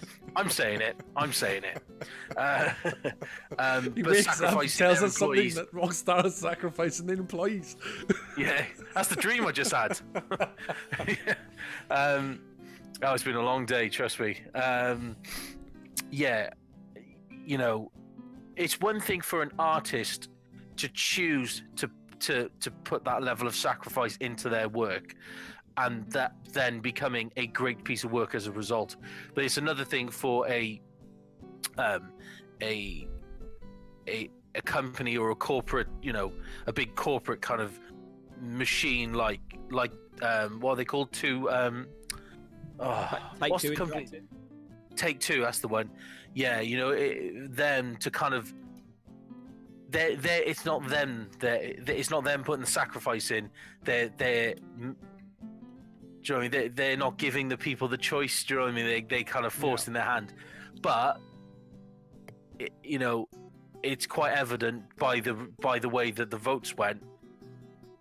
It obviously has had an effect. Do you know what I mean? A lot of people really enjoy this game, and I would have thought there was a fair few people who did vote for it for Game of the Year, and if you open this, if you went on Twitter and kind of Game of the Year type thing, again you'd get even more votes as a result. So yeah, again it's it's for good and for worse, but that tends to be the difference between a good piece of work and a great piece of work. It's the sacrifice that's gone into it. Of course, how you make that sacrifice is the difference there. It's a moral thing. Right, the game isn't going good enough. Bring me Jill. Bring me the closest virgin. No, I see what you're saying, that when people sacrifice a lot of things to put it in, sacrifice a lot of things outside of their art, they can they then maybe pour their soul into the art itself. But you are right when saying like a massive corporation is like, yeah, we'll pay these people hardly anything and make them fucking work their hands to the bone. It is very different than that. But at the end of the day, they've made a good game. It just depends where you stand morally on where you buy it and that. And I suppose that's for a completely different podcast. What did you vote for? Doom for Game of the Year? I literally cannot remember. I couldn't. I had to look it up. I was thinking, did I vote for Smash Brothers? I don't think I voted for Smash Brothers, and I didn't. I remember we talked about this somewhat in a previous episode. We didn't go super in depth over it, but I don't know if I voted for it, but I was saying that if I am voting based purely on the amount of fun I've had in a game, then Sea of Thieves would have been my Game of the Year, and I'd stand by that because it's the game I've had the most fun. Me, Legendary Slammer, I think, still in the chat, and the person I was streaming with Sea of Thieves the other day, Lord Atten. The three of us going on that game, and the amount of hours we sunk into that. So I'm laughing. Do you know what you actually voted for on the game? I've just looked that up too. You voted for Red Dead Redemption 2. I did? You did, yeah. What the hell? Best visuals, Battlefield 5. Best audio, Pokemon Let's Go. Best multiplayer, Rocket League. Most anticipated game, 8th gen Pokemon. I don't remember making that conscious decision. I literally don't even believe. Like, I'm not saying whoever said that is lying, but Calling me a liar, you fucker. I didn't sacrifice no one to vote for Red Dead. It's not lying. It's that's how I calculate. That's what I calculated the vote based on what you wrote down in the thread. Yeah. Uh-oh. God, what the hell? He did it in his sleep. I don't know. Yeah, I must have. What the hell? It's surprising because when we've talked about smashed the keyboard.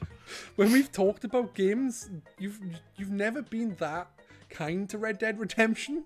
So it's No, surprising I'm still that's not. what you voted I traded it in. I traded it in the other day because I couldn't stand it. So the fact that I'm struggling. Why did I even vote for that? What the hell? Like, oh, I don't know. There's something wrong there. Guys, we have a There's crazy something very person. wrong. Oh dear, I don't even remember making that conscious decision. Oh my god, I'm concerned now. What the hell was I on? What was I smoking? I don't know. I'm getting concerned now. I'm surprised. Well, I voted for Mega Man 11. I believe I was the only person who voted for it. Did anyone else vote for Monster Hunter? No, Monster Hunter. Monster Boy. Or was it just Jasm? Or was it just Visuals who voted for it? No, it was just Jasmine who voted for it for Game of the Year. Yay, look, we loan us Jasm. Me and you. Yay. No, guys, I am thinking, as we have gone through the Game of the Year awards, would any of you like to ask some questions to any of us about the Game of the Year awards or anything we've talked about tonight, or just anything in general? Yeah, just don't ask me why apparently I chose Red Dead Redemption, because I can't answer that one, because I don't know. It's surprising, though, that you voted for Game of the Year 20 years ago. I can tell you what the first ever winner of the GRcade. Well, yeah, actually, well, tell us what the Game of the Year was that if you can, from when they started on GRcade until now. Yeah, so in fact they go back further than GRcade. They go back to our Games Radar days. Wow. When we had them. So the first ever Game of the Year that was voted for was The Legend of Zelda Twilight Princess. That is a surprise, because I didn't think it was that good. It beat off the competition from Gears of War, which came second, and it beat the off Elder Marcus Scrolls, Phoenix. The Elder Scrolls 4 Oblivion, which was And in it beat third off your place. custom character. Yes, And I'm then- being Volker. In the first GRcade Game of the Year awards, the Game of the Year was Fable 2, which beat Fallout 3, which came second, and Little Big Planet and Gears of War 2 shared third place. Right, I don't know what I voted for back then, but I personally preferred Gears of War 2 and Little Big Planet to Fable 2. And what was second again? Fallout 3. I probably would have preferred Fallout 3 had it not glitched on me and I couldn't move around. So I'd go with Fallout 2, Fable 2 being better. Next year, please. So 2009, Uncharted 2, from Batman Arkham Asylum and Call of Duty Modern Warfare 2. That's a tough one. Not for Modern Warfare. I liked Modern Warfare at the time, but looking back, Arkham Asylum and Uncharted 2 were great games in the genre and great games overall. That's a tough one. I probably would have gone with Arkham Asylum myself. Looking back at it at the time, whether I voted it that way, I don't know. I think it probably stands up better is probably the wrong way of saying it, but it's certainly it's a more original game than Uncharted 2. It was, yeah. It was the one thing about Arkham was it came out of nowhere.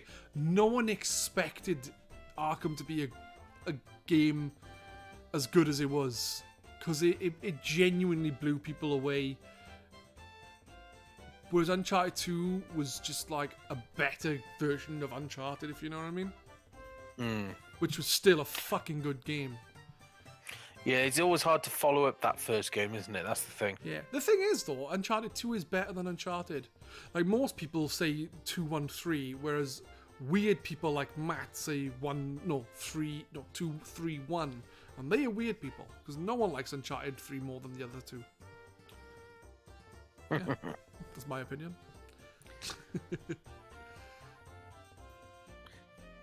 Cool. So maybe to finish off, we can. I'll give you a list of all the GRcade games in the year, and you two can pick the worst one that we've ever voted for Game of the Year. Okay. Go on then. So there's Mass Effect 2, Skyrim, The Walking Dead, The Last of Us, Mario Kart 8, The Witcher 3. Dark Souls 3, Doom, and The Last Guardian. I voted Breath of Doom. the Wild. You think that was the worst out of all of them? Surely. No. I voted for Doom. Oh, you voted for Doom. Yeah, sorry. Yeah. So that's the list. So which do you think didn't deserve its title as the Dark game of Souls the 3. year? I'm sorry, the Dark Souls games, to me, are not very good. People hail them as something great just because they're difficult games, and they seem to get off on that. Half the time, they fucking janky as shit. Half the stuff doesn't work. I saw Matt playing a game before, and there was like enemies coming through walls and up through ceilings in one of the games. They are not great games. The best game that the people who made them are from Software is Ninja something. Ninja Gaiden, innit? No, not Ninja Gaiden. Ninja Blade on the 360. Boom. Hot take. Drop mic. I'm not dropping my mic. It's expensive. I think that's a good shout, definitely, because especially when was it? It was either today or yesterday. I can't remember. The days blend into one when you do night shifts, so I can't remember what day it was. But I was saying that any game that relies on its difficulty It's a selling point. as a selling point is doing it very wrong, because they're hiding something. You know, they're hiding behind that. And like you said, with any, realistically, it's any of the Dark Souls games, really. Dark Souls 3, I guess, it you know, out of the ones that we get to choose from, Dark Souls 3 is that one. I just think any game that has to rely, and realistically it does have to rely on its supposedly crushing difficulty to be classed as a good game. Because as soon as you take the difficulty out of it, if you were able to get into the code of that game and turn the slider all the way down to like easy, like super easy mode, where there is absolutely no challenge from the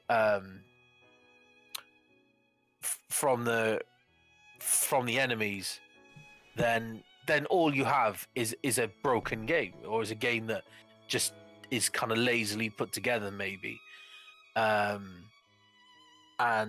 you've got nothing else for it. Do you know what I mean? So yeah, I think that's a good shout. I'd probably agree with you there on Dark Souls 3. What about you, Kelly? Which would you say is the worst game out of those? I think probably I would say the one that stands out as the weakest for me would be The Walking Dead.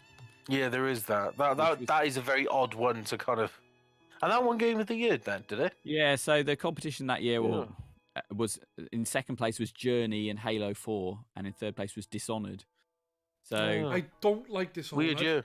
I don't like Dishonored. Halo 4 I thought was fucking a very bad Halo game, and that doesn't even need to be anyway. That should be like 100th on the list. Journey I got bored of, and The Walking Dead I genuinely think that's an awesome game. The Telltale Walking Dead games 1 and 2, I haven't played 3, are really fucking good. yeah, and it certainly was well received that year, and I think it might have. With what's gone on at Telltale this year and people talking about it, that it may have diminished with the thought, but when it came out, clearly people thought it was great, and it was the game of the year. I played it quite late. I played it a couple of years back, and honestly, it's awesome. The only thing the game that I played from the same people who made Telltale then, the game that I played that I preferred, that I finished, fucking hell, is The Wolf Among Us. I preferred that to Walking Dead. But other than that, top notch. Yeah, it's a very different style of game, and it's and I think that's the thing. But certainly when it came out, that was the kind of the first of its kind, the first kind of thing that had brought back the kind of text adventure game from way back in the 80s. So yeah, it was really original. People hadn't seen something like that for a long time, and I think that that originality adds a lot to it, and maybe that's what pushed it to the title. Yeah, well, guys, we are open now to we'll do a couple of questions from you guys if you want to ask us anything, and then we'll wrap up for the evening. I think is that okay with you guys? Yeah, that sounds good to me. Sounds good to me. Right, and Graham is saying he loved Game of Thrones. No, that's Slam. That's Slam. I think he means the Telltale it is legendary Slam Game as of well. Thrones Yeah, game. sorry, I thought it was Graham. It's terrible. I didn't finish Game of Thrones. Then I have no interest in the TV show or anything either. I think it's crap apart from the boobs. Here you go. Jasmine says, "What's the best game of this generation so far?" Are we counting the Switch as part of this generation, or is technically the Wii U part of this generation? Well, to be fair, 90% of the Wii U surely it doesn't matter either way, because the game of the generation so far is Breath of the Wild, and that's on the Wii U and the Switch. So yeah, there is that. Yeah, personally, I would agree, but I do think for the next game they need to do they need to get some proper dungeons in there. I'd be happy then. I'd be happier then. What do you think about Outer Worlds reveal? What's that? I'm not thinking too much about it because I don't know what it is. Yeah, don't know what it is.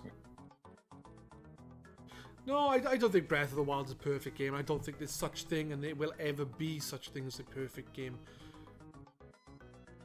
But it does get high on the bar of excellence. That's my opinion, anyway. Have you had haggis today? No, legendary Graham. See, they even got the same fucking colour name. That's how confusing it is. Bastards. On my chat, they haven't. Grum's pink and Slam's green. So well, to me, they look both look green. I have not had haggis today. I have never tried haggis. I would try haggis. It's nice haggis. I like meaty stuff, so. It's nice. I think it's full of oats in there now. Kelly, have you had? Yeah, it is. Yeah. Have you had haggis today?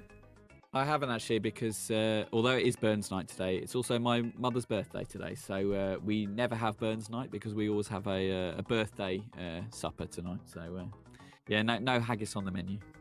Okay. What would you guys like to see from Animal Crossing? I think he means Animal Crossing. He could mean Assassin's Creed, but I'm going to go with Animal Crossing Switch. Not really too fussed about it, to be honest. It's not floating my boat. I've never been a huge Animal Crossing fan, so don't know. Chat's going too fast. What about you, Doom? Well, we already know what you want to Terminator 2.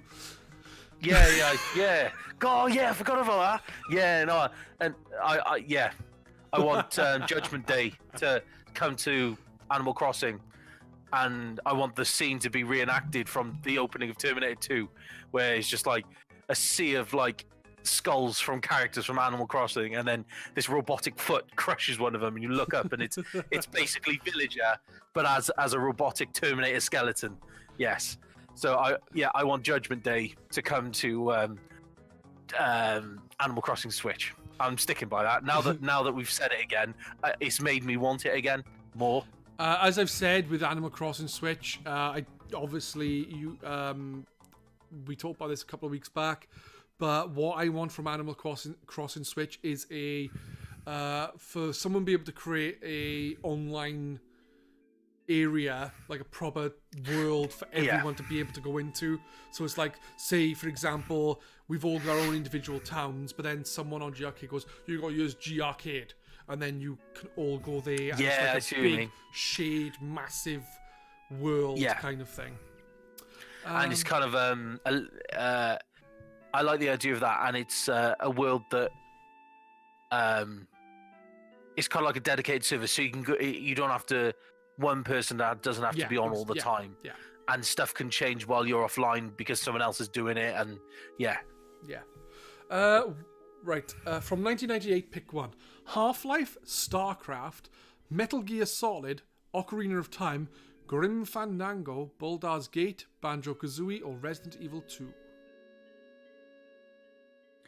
Jasm also says just underneath you can have F-Zero X or Crash 3. So I think out of all of those, it depends what Jasm actually means, but I'm taking it as if you had to play one game for the rest of your life, it would be F-Zero X out of all that list. Okay. Ocarina of Time for me. I would play probably Ocarina myself. Then again, Baldur's Gate is so much stuff you can do in it. I don't know, Jasm. You'll have to let me pick them all.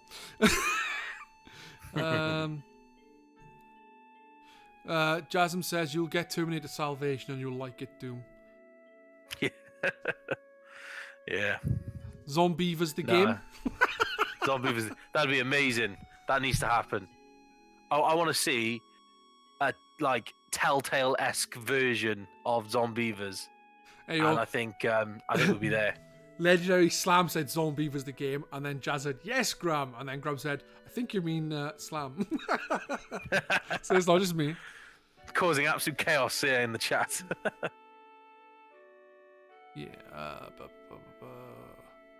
Yeah, Nintendo servers probably would be peer-to-peer, unfortunately. That's the issue, isn't it? You know, it would be good if they had the whole online on all the time thing, but kind of like Minecraft would be, wouldn't it? Because I know that for those on GRcade, you can.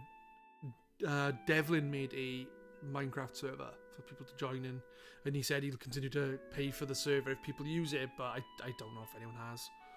Which is a shame, really. Right, we got time for a couple more questions if you have anything of interest, guys, and if the guys haven't got to go. Come on then, next question. Good. Make it a good question. Make it a really good one. Really good. Something really special. Something to do with the Game of the Year awards. Something that Keller has to explain in depth for 20 minutes. It's already 11:30, so... Which game did you hate most from 2018? Ooh. I have to say, I took out the. We used to have a most disappointing Game of the Year awards, and I took all of those out because I just don't like the negativity. You know, and I think the thing is that we wouldn't get to the worst game of the year because people don't buy the worst games. Fallout 76. So people are only just basing their views on what they've read about or nowadays what they've seen on YouTube and stuff. So. It's not really a fair result. Sorry, Cricken. What's the worst game that you've played this year then? Smash Brothers Ultimate, I would say. I'm only joking. I wouldn't know, to be honest. Best GRcade moment of 2018. Okay. I don't know. It's easy for me. It's when I joined the forum. Here we are. That's my best moment when I joined and met you all. Well, my top moment was getting through all the GR recommends threads. So we've now got a GR recommends thread for every single platform, with GRcade members having voted for their top 10 games on every single platform. So I think that's a good thing to have. Oh, I was going to say how often we update that, but I can't see you needing to really update that because the consoles are not just this gen. Like it's So every time a console dies, there will be a new one. So I'm just waiting for the Vita to to shuffle off, and the 3DS to see if it lasts a long. Waiting for the Vita. I think you could have done it about 2 years ago, man. Well, they are apparently still making games for it, and they haven't stopped production of it. So That's surprising, actually. but It sells quite well in Japan still. Yeah, and the same with the 3DS. There can't be too many new 3DS games coming. So soon we'll be able to do a Vita one and a 3DS one. I haven't got a best thing from GRcade. I don't know. Playing games with you guys. Yeah, I'm happy. Actually, I started playing games with you guys years ago, like Mario Kart 8, like 3-4 years ago. So yeah, kiss my ass. No, seriously, I can't think of anything specific to GRcade that I would say this was the best moment, because it's like even playing games with everyone year, it wouldn't be like, oh, this was best from 2018, because I've been doing it for years. Like some of you, I've been playing games with since Games Radar, where we would do things like time trials for like Mario Kart DS, things like that. So it's not quite playing online, but it's still competing together. So I remember that. Yeah. So for me personally, I have no idea. F-Zero GX lap times, and we didn't even have digital cameras then to take photos of it. It was all based on trust. God, that wouldn't fly today, would it? No. Trust wouldn't fly at all. No. Well, did you one of the today, right? This is nothing to do with GRcade or anything like that, but I just want to explain a little story. Today I was playing Pokemon Let's Go Pikachu on my channel. So I was streaming, and some guy goes in and says, "Hey, dude, can you help me do some trades?" And I said, "Yeah, of course, bud. I'll help. I'll sort it out for you." So yeah, I'm like, "Dude, we'll do it now." So I said, "Right, let's do it." And then he traded me two of his Pokemon. One was a shiny Kangaskhan, level 100, named Victor, and his level 100 Blastoise, which was also named Victor. So then I said, all right, then I waited around for about 10 minutes while he set up a new account and what have you. And then he comes back on. He says, right, I'm ready. So I set up the room. And then I trade the Pokemon with someone. He goes, that's not my account. That's not my account. So someone sniped him. Someone random in the stream joined the room quickly and stole our guy's level 100 Kangaskhan. Shiny as well. Shiny Kangaskhan. Used all his candies, everything. 200 candies on it. That would have taken so long to find as well. That's the worst. And then he would have had to have leveled it. Yep. It's one, that's a proper. So I was there when it happened as well. Yeah. It is a proper dick move. And it's just some people. It's just wrong. That's the trouble. Is people don't give a. There's some people who just don't give a shit, and they get a real kick out of spoiling other people's fun. Yeah. That guy must have spent countless hours finding that shiny Kangaskhan, and then countless more leveling him to level 100 and getting the candies as well and everything. Yeah. The thing is though, if Nintendo had implemented you can invite friends to a room instead of having to use a fucking code, then there wouldn't have been a problem. Yeah. So, Nintendo, pull your fucking fingers out. But yeah, that guy was to well make pissed. a lobby system. And then he was like, he was angry. He was angry. He was like, fuck this, I'm done with this game. I'm not going to play it anymore and that kind of thing.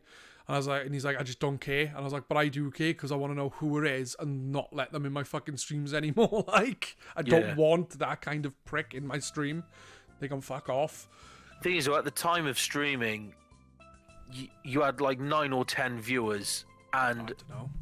At least, well, I had a look when it happened, and at least 4 of them were names I didn't recognize from the forum or from regular viewers, and that's the annoying thing is that person could have still been in the stream just lurking, laughing because exactly, just watching the reaction, and people get off on that kind of stuff, and it's soul destroying, and it's so toxic, and it's.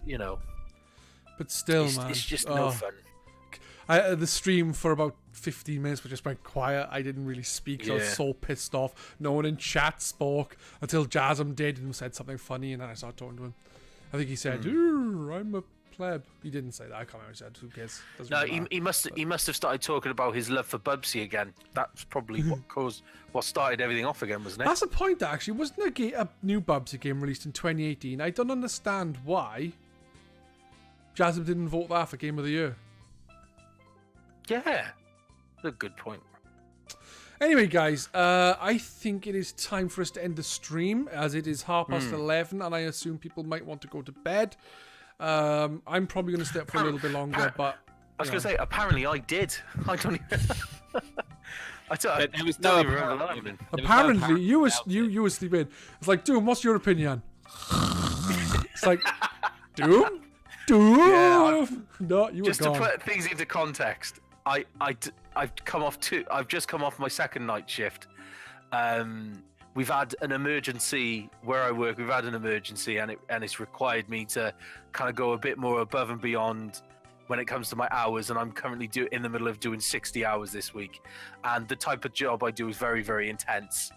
And it's been very emotionally draining. And I'm fucked. I'm knackered. So I was determined to do this today because this week I don't have much time to myself at all.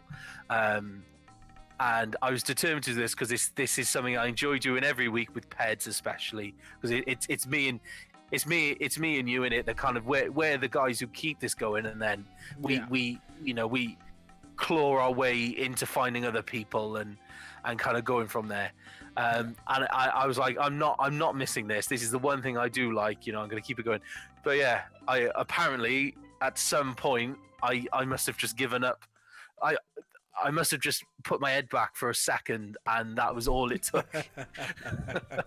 and she tell you what, the only reason why I woke up is because my wife happened to call, which obviously woke me up, and that's when I realized I must have been asleep.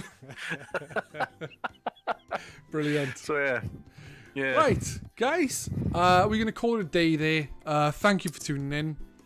I don't know what we're going to discuss next week. There's been plenty of topics that have popped up, but I thought, wouldn't it be nice if we announced the Game of the Years for GRcade?